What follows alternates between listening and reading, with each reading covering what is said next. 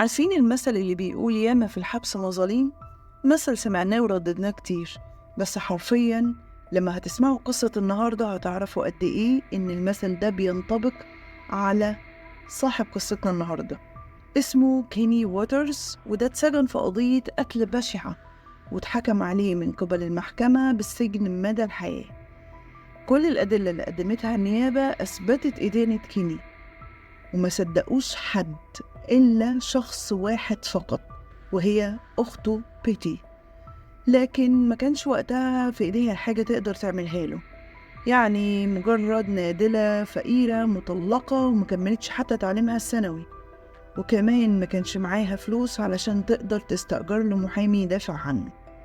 ولكن اللي عملته بيتي بعد كده يقول لنا إن هي شخصية ما اتوجدتش قبل كده في التاريخ، حاجة كده تدرس في الكتب.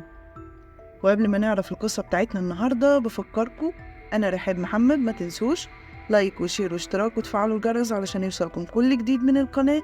ويلا بينا نبدأ الفيديو بتاعنا. يوم 21 مايو 1980 اتقتلت كاثرينا ريتز برو في منزلها، لتكتشف الشرطة جثتها في الساعة 10:45 صباحا مع عدة طعنات وبقع دم في كل المكان. كانت فلوسها ومقتنياتها مفقودة، وده خلى الشرطة تعتقد إن القتل تم بداعي السرقة. المحققين اللي كانوا شغالين على القضية وقتها عثروا على عدة بصمات شعر وبصمات ما كانتش تخص الضحية، وكمان تم العثور على سكينة وكان فيها دم، ودي لقوها ملقاة في سلة المهملات. وجدت الشرطة الجثة وأداة الجريمة والدافع من وراء الجريمة، ولكن مين القاتل؟ وإيه علاقته بكيني؟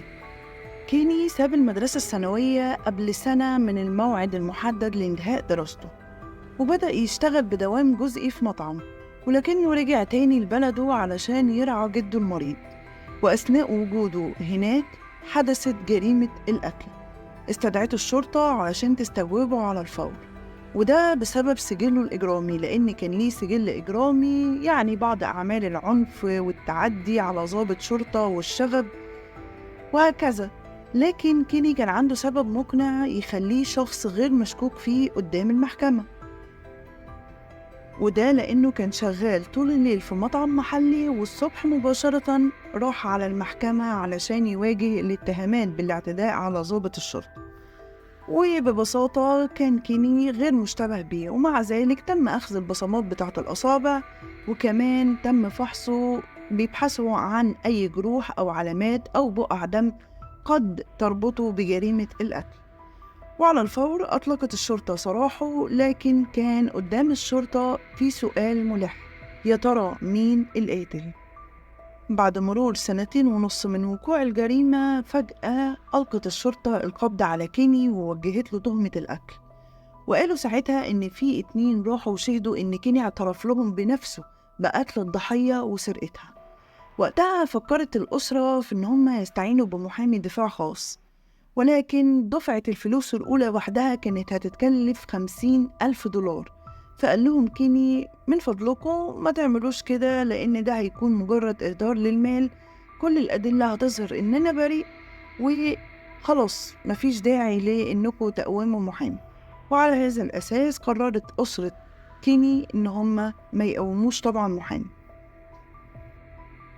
كيني كان بيعيش مع صديقته بريندا مارش، ودي كان بيتها موجود جنب بيت الضحية، وكانت الضحية بتتردد عليهم في المطعم، وكان في معرفة بسيطة كده ما بينهم.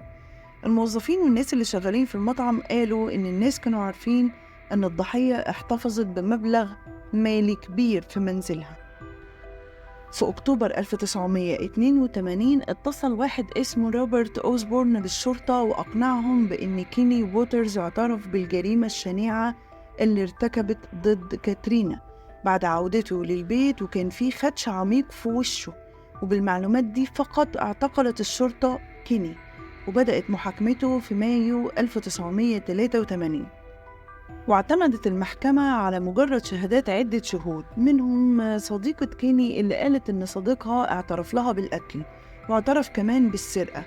ولكن وخلال هذا الوقت ما كانش الطب الشرعي متقدم زي ما هو دلوقتي، وما كانش في حاجة اسمها اختبار الحمض النووي، ما كانش متاح وقتها، وكان من الصعب إثبات براءته، فأدين طبعا بالجريمة اللي ما عملهاش. في مايو 1983 ولما كان عمره 29 سنة فقط اتحكم عليه بالسجن مدى الحياة دون الإفراج المشروط.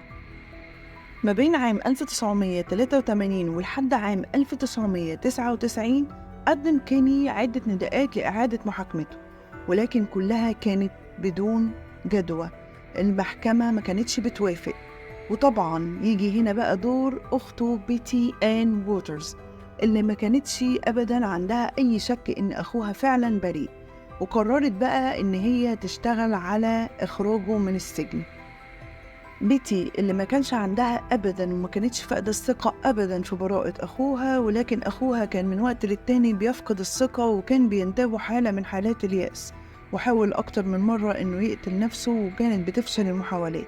وفي مرة من المرات كلمها في التليفون من السجن وقال لها إن هو مش قادر يعيش بقية حياته في السجن، وإن هو كمان مش عارف يعمل ده، وإن هو بيموت كل يوم. وبعدين قال لها إن هي لو رجعت للمدرسة وأصبحت المحامي الخاص بيه، قال لها أنا عارف إنك هتخرجيني من هنا، مش هيهمني كم من الوقت هيستغرق الأمر. فوافقت على الصفقة بشرط إن هو ما يحاولش الانتحار مرة أخرى طول ما هي شغالة على القضية، وبجانب رعايتها لأطفالها وعملها كنادلة في إحدى الحانات قررت إن هي تكمل تعليمها وتلتحق بكلية الحقوق وتتولى زمام الأمور، وما تستسلمش أبدا زي ما عمل كيني، وكمان كانت مصرة على إطلاق سراحه. حصلت بيتي على شهادتها الجامعية الأولى لما تركها زوجها، وكان مش عاجبه اللي بيحصل ومش قادر يستوعب إنها بتحب أخوها أكتر ما بتحبه. وبعد سنوات قليلة اختاروا ولادها كمان إن هم يروحوا يعيشوا مع والدهم، وطبعا ده أدى لإصابتها باكتئاب شديد، وبتقول في سيرتها الذاتية إن ده كان من أسوأ أوقات حياتها. أما بقى في كلية الحقوق درست وبحثت عن حاجة جديدة كان وقتها اسمها الحمض النووي، وقرأت عن مشروع البراءة، وهي منظمة أنشأها المحامي باريت شيك لمطالبة المحاكم بإعادة النظر في القضايا باستخدام أدلة الحمض النووي. وفي سنة 1999 تمكنت من الحصول على أمر من المحكمة للحصول على دليل الدم وإرساله لاختبار الحمض النووي، واللي كان بقى متاح في الوقت ده. ولكن ده أثار استياء أخوها شوية ورفض إن هو يجري اختبار الحمض النووي، وبدأت أخته توضح له الأسباب، ولكنه وقتها ما كانش فاهم يعني إيه أصلا حمض نووي، لأن الموضوع كان لسه جديد، وكان بيخشى إنهم يزرعوا أدلة بتثبت إنه مذنب وهو أصلا ما عملش الجريمة. ولكن في النهاية أقنعته بأهمية خضوعه لاختبار الحمض النووي ووافق بالفعل. والمفاجأة بقى إن نتائج اختبار الحمض النووي أظهرت إن مفيش ولا حاجة من الأدلة اللي تم العثور عليها في مكان الحادث كانت لكيني، وكان الأمر بمثابة صدمة للمحكمة، فتم الإفراج عنه في 15 مارس 2000 بعد 6 شهور فقط من إطلاق سراحه بسبب إصابة في الرأس. كان قاعد بيتعشى مع والدته وشقيقه، وبعدها قرر إن هو يروح للمنزل علشان يعرف إذا كان أولاد إخواته عايزين منه أكل ولا حاجة يجيبها للبيت. وبدل ما يمشي الطريق المعروف للبيت سلك طريق مختصر وعدى من فوق السور، وللأسف وقع وسقط من ارتفاع 15 قدم على الخرسانة. بعد 13 يوم في المستشفى اتوفى كيني. استنوا، فاكرين إن الحكاية خلصت؟ لا، لسه ما خلصتش.